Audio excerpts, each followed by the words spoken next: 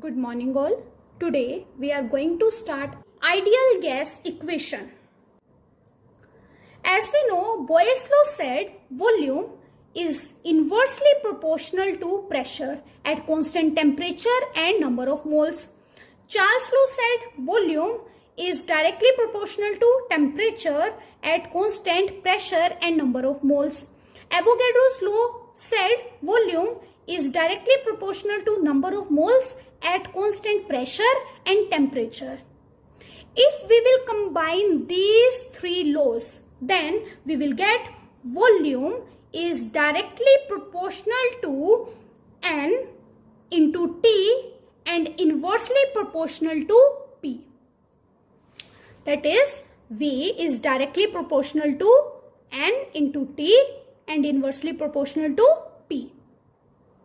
So, if we will remove the sign of proportionality, then what will come? That is constant, and here constant is R, and R is known as gas constant. R is known as universal gas constant, whose value is 8.314 joule per mole per Kelvin or 0.0821 liter atm per mole per Kelvin or 2 calorie per mole per Kelvin.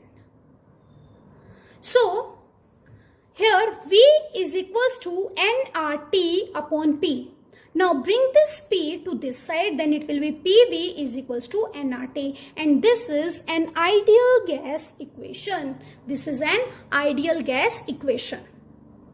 Now, suppose if we keep constant number of moles and pressure, volume and temperature all are variables.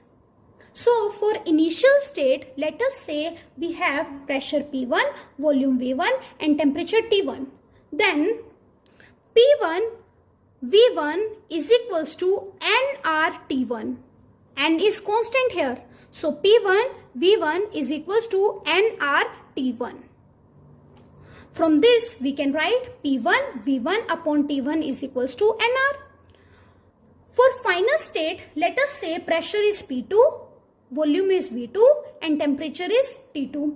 So according to this, we can write P2 V2 is equals to nRT2 or P2 V2 upon T2 is equals to nR.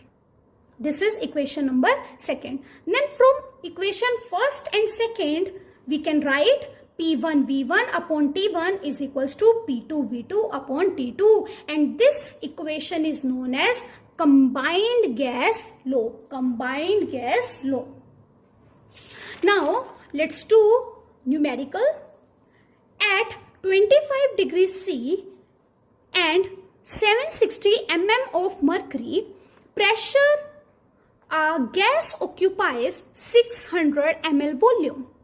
What will be its pressure at a height where temperature is 10 degrees C and volume of the gas is 640 ml? See, in this pressure, that is P1 is given, that is 760 mm of mercury, and V1 is 600 ml. T1 is 25 degrees C. It is given in degree C, so we need to convert it into Kelvin. It will be 298 Kelvin. And V2 is given, that is 640 ml. T2 is given, that is 10 degrees C. Again, let's convert it into Kelvin and it will be 283 Kelvin. And in this, we need to calculate P2.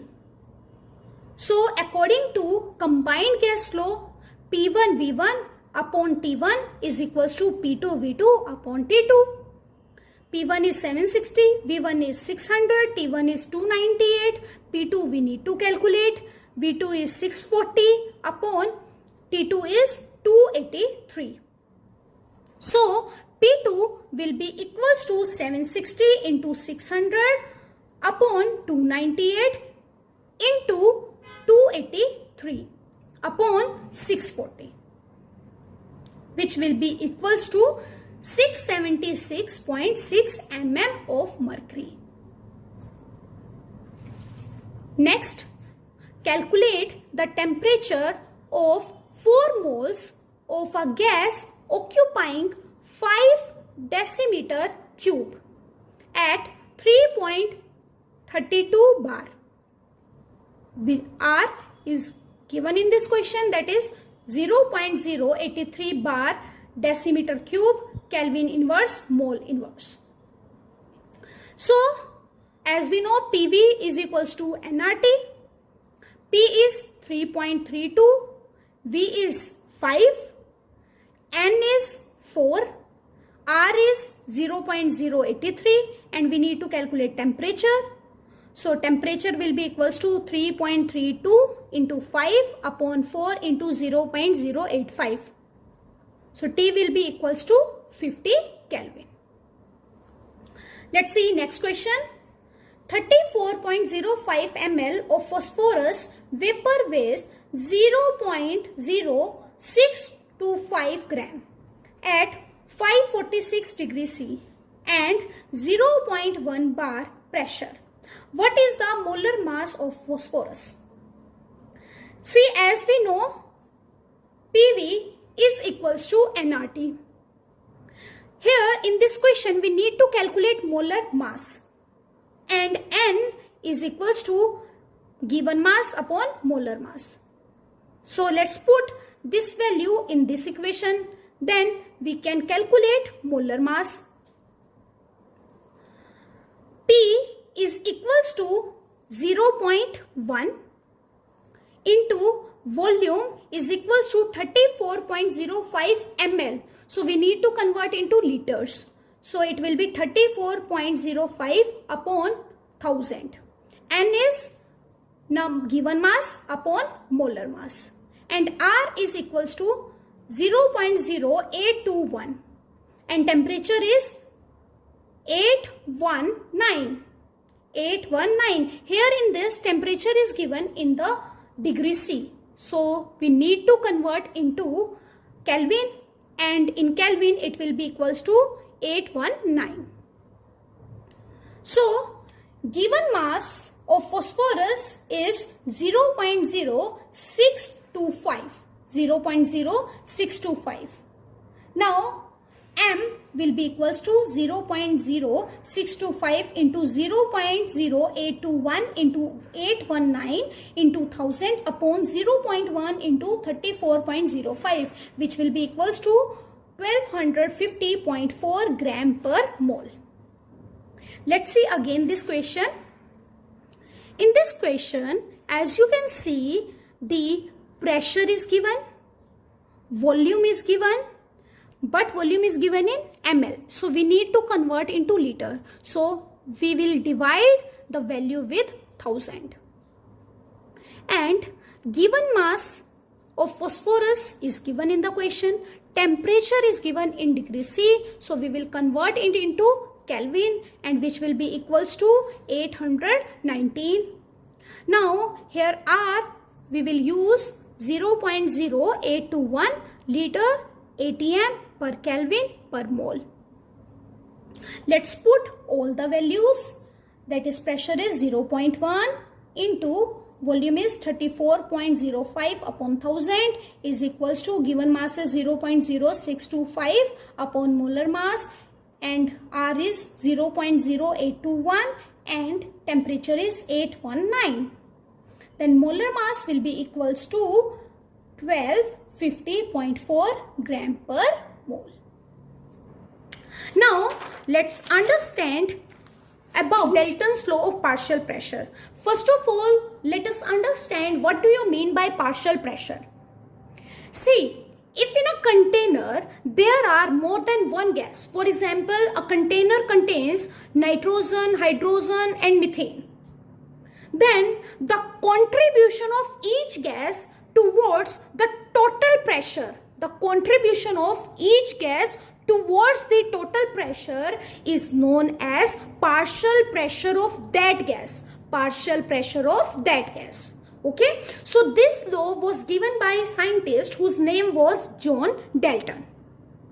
This law states that for non-reacting gases, For non-reacting gases, the total pressure of the gaseous mixture is equals to the sum of the partial pressure of each gas when enclosed separately in the same container at constant temperature. For example, we have two gases, gas 1 and gas 2.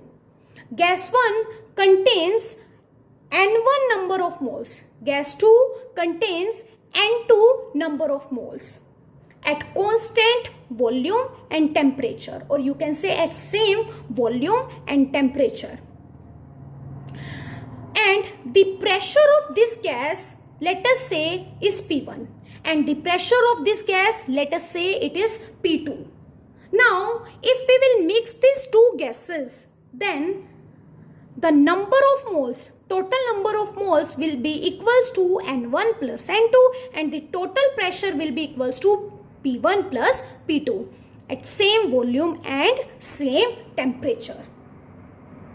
Now, according to equation, that is PV is equals to nRT. If I will bring this V to this side, then it will be nRT upon V.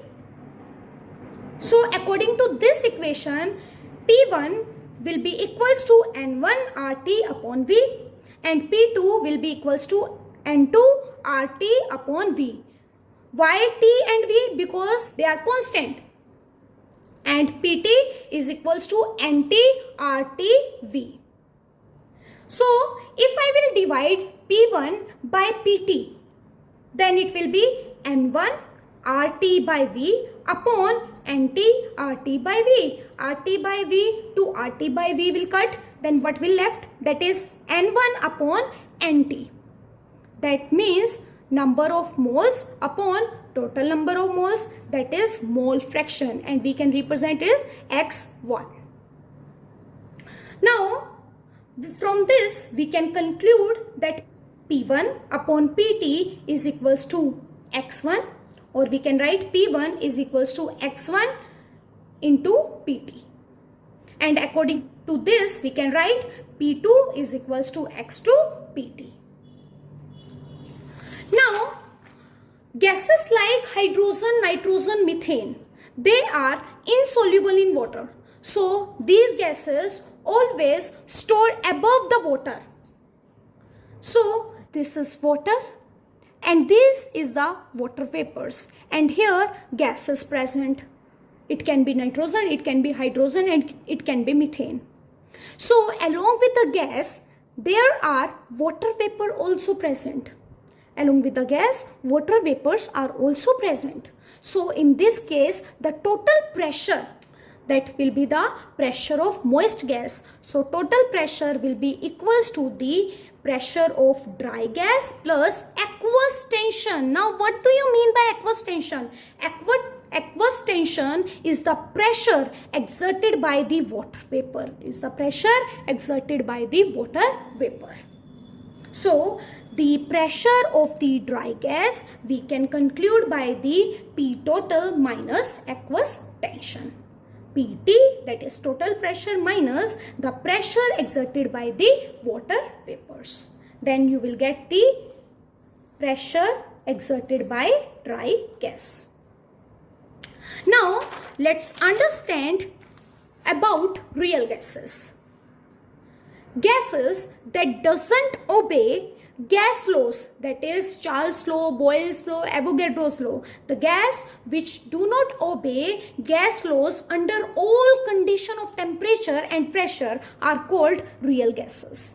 Most of the gases are real in nature, means they follow gas laws only at low pressure and high temperature. Low pressure and high temperature.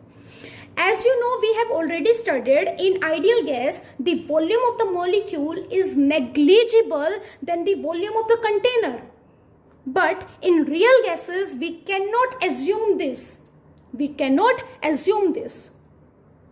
And in ideal gas, we also said there is no intermolecular force of attraction between the particles. But real gases have intermolecular force of attraction. So, in real gases, it cannot be possible. So when we will move from ideal gas to real gas, we need to change two factors, that is volume and pressure. And as you know, pressure is force upon area. So pressure is directly proportional to force. In the real gases, there is force of attraction between the particles. If there is a force of attraction, then there will be the pressure. So potential energy of the real gas is not equals to 0. We can study the real gases through compressibility factor. Now, what do you mean by compressibility factor or compressibility? Compressibility is the ability of the gas to get compressed on applying external pressure. Compressibility factor is equals to PV upon nRT, or it is also equals to real volume upon ideal volume. Now, at low pressure, when pressure is very low, so molecules will be far apart from each other. So in this case, if molecules are far apart from each other, the ideal volume will going to be equals to real volume. The ideal volume will going to be equals to real volume. Means the real gas will behave like an ideal gas. So at low pressure, the value of Z is equals to 1. If Z is equals to 1, then PV will be equals to nRT. PV will be equals to nRT. And as you know, this is the equation of ideal gas. So at low pressure, real gas will behave as a ideal gas. At moderate pressure, see, this is the graph between compressibility and the pressure. Here, the value of compressibility is equals to 1. This is the line for ideal gas, and hydrogen and helium is showing the graph like this. Means the intermolecular force of attraction between hydrogen and helium is very small. This is due to the small size of hydrogen and helium. So they are behaving almost like ideal gas. But if force of attraction will increase between the particles, then this graph will be more down. This graph will be more down. As the force of attraction will increase, the graph will go more down. For example, as in the case of methane, that is CH4O2 and NO2. The temperature at which the real gases behave ideally, that temperature is known as Boyle's temperature, and it is represented by TB. So, PV is equals to ZnRT.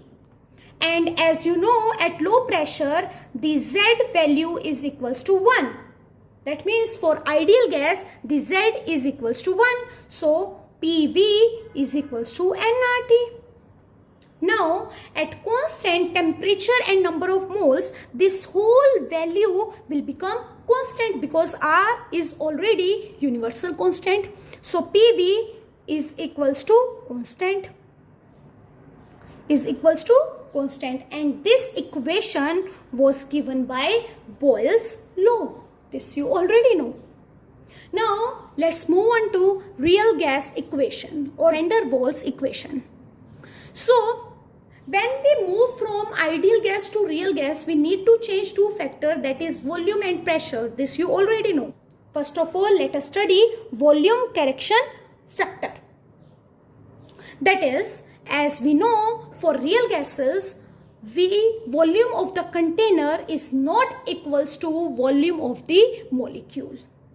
Means they have volume. Molecules have volume in case of real gases. So corrected volume will be equals to the volume of the container minus NB. Now what is B? B means the volume occupied by 1 mole of the molecule. Volume occupied by the 1 mole of molecule, and N is the number of moles of the molecule. N is the number of moles of the molecule. For find out the V corrected, that the corrected value of volume, just take the volume of the container and minus volume occupied by the N number of moles.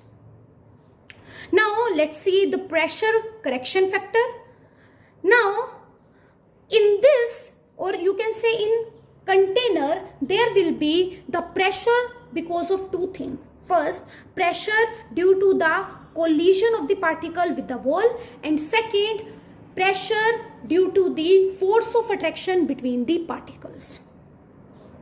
So corrected pressure will be equals to real pressure plus pressure in inward direction, or you can say inward pressure.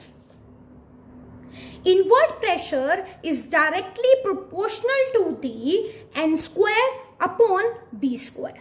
N square upon V square. N square upon V square means number of particle per unit volume whole square. Pressure inward, that is, pressure inward is directly proportional to N square upon V square. So if I will remove the sign of proportionality, what will come? That is constant, and which is equals to A. A is proportionality constant factor. So we can write corrected pressure is equals to observed pressure plus inward pressure. Now the ideal gas equation was PV is equals to nRT. So in P, what we have to add? P plus A N square upon V square into V minus NB. V is changed into V minus NB is equals to nRT, where A and B are constant. For a given gas, the value of A is always more than the value of B. The gas which have higher value of A can be liquefied easily, Now let us see the applications. First, at low pressure. At low pressure means if pressure will be less, volume will be high. So in this, if pressure is very low, so we can neglect this value. And if volume will be high, then we can neglect this value. So this value will become PV is equals to nRT, that is ideal gas. So at low pressure, the real gas will behave like an ideal gas, and for ideal gas, Z is equals to 1. And at moderate pressure, NB is very less than V. But pressure has some value. There will be the force of attraction. So the equation, that is P plus AN square upon V square, V minus NB is equals to nRT, will become P plus AN square V square. This we can neglect, so this value will be V is equals to nRT. Now if we will take n is equals to 1, then this equation will be P plus A upon V square into V is equals to RT. Now let's multiply V with this, so it will be PV plus AB upon V square is equals to RT. From this V to 1 V will cut, so it will be PV plus A upon V is equals to RT. Now let's divide both side by RT. So it will be PV upon RT plus AV RT is equals to RT by RT. RT to RT will cut. Then it will be PV upon RT. That is Z value is PV upon nRT. If n is equals to 1, so Z value will be PV upon RT. So we can write it as Z plus AVRT is equals to 1. Now Z is equals to 1 minus AVRT, which means at moderate pressure Z value will be less than 1. Z value will be less than 1. Now let us see at high pressure. At high pressure, the AN square upon V square is very less than P. But it has volume because pressure is very high. So volume will be there.